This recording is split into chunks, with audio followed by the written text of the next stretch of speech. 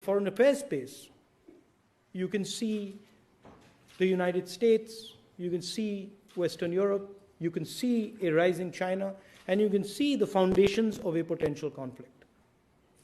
And it's playing out everywhere. If you look carefully, that conflict is already operating.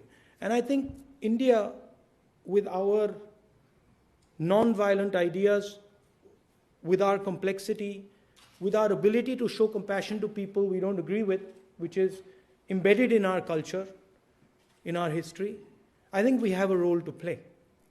And I said today at one of my earlier lectures, somebody asked me, is India on this side or on that side?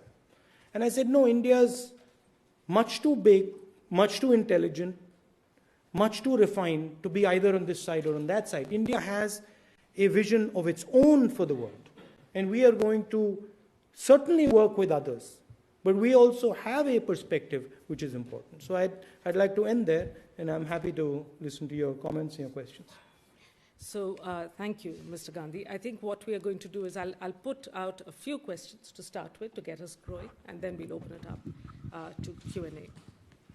So the first thing I wanted to say, really not on my behalf, but on behalf of I know many people here, your critics, there is a held view that you've had a very long probation in politics.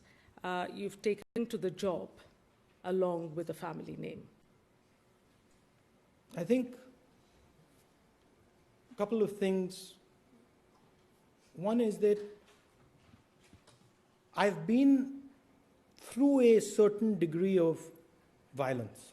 I've seen violence up close. I've had family members killed, and I understand how violence works and why violence is destructive. And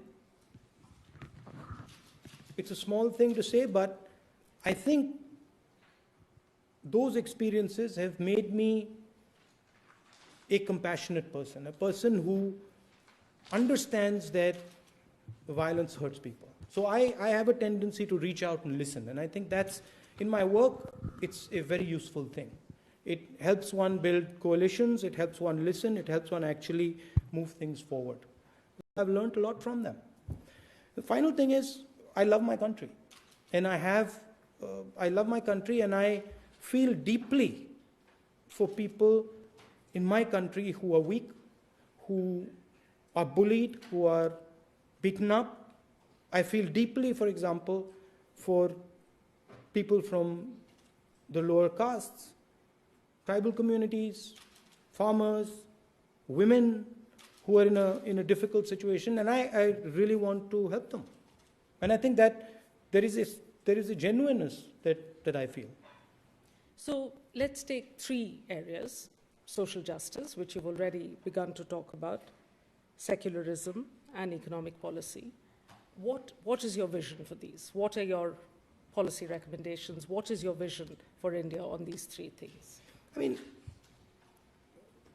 first of all, we like to divide these things as if they come in nice buckets, economics, sociology, politics. It doesn't work like that. I like to view it much more in terms of the processes that are taking place. And what I see is a transformation of 1.3 billion people. A transformation that started over 100 years ago, a modernizing impulse in India, an impulse to reach out to the world, an impulse to leave the Indian village, to break the shackles of caste. And so I view my job as a person who understands that my view, or what I think, is not what should drive the future of 1.3 billion people. My view is my view, and yes, I have certain opinions, but really what is interesting to me is what is the view of the Indian farmer. He understands agriculture much better than I do. Who am I to tell him that this is my vision for you? My job is to go to him and say, what do you need? How can we help you? What is your vision for agriculture? It happens, no problem. We'll deal with it.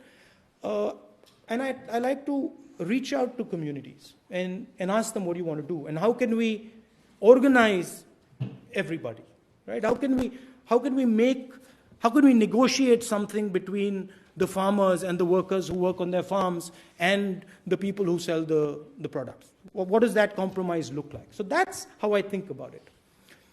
If you were to ask me what is my vision, personal vision on economics, for example, I would say the central problem we are faced with, and frankly, the United States is faced with it, Western Europe is faced with it, we are unable to produce the number of jobs we need. We have released hundreds of millions of youngsters from our villages, and they have come to the cities and they're saying to us, guys, we need jobs. And the Indian state is saying to them, sorry, we're not going to give you jobs. We actually can't give you jobs, so we're going to have a conversation about irrelevant stuff. We're going to have a conversation about, how we can divide the nation, or we're going to have a conversation about, what this cricketer looks like, or we're going to have a conversation about what this actress says. The thing to understand is, youngsters, there's a crisis in India. There's a full-blown crisis in India, and it's called the job crisis. And the Indian state and the Indian government is not accepting it. It is simply saying it doesn't exist. I want to give you a little bit of an idea. 50,000 jobs every 24 hours in China. 450 jobs in 24 hours in India. That's a catastrophe. Okay, so how are you going to develop these jobs? These jobs are going to come from a couple of places. They're going to come from small and medium businesses. They're going to come from revitalizing, re-energizing agriculture, connecting the farm to the table or to your dining rooms. They're going to come from infrastructure, construction of low-cost houses. That's where they're going to come from. But you have to organize people to say, okay, the first thing you got to do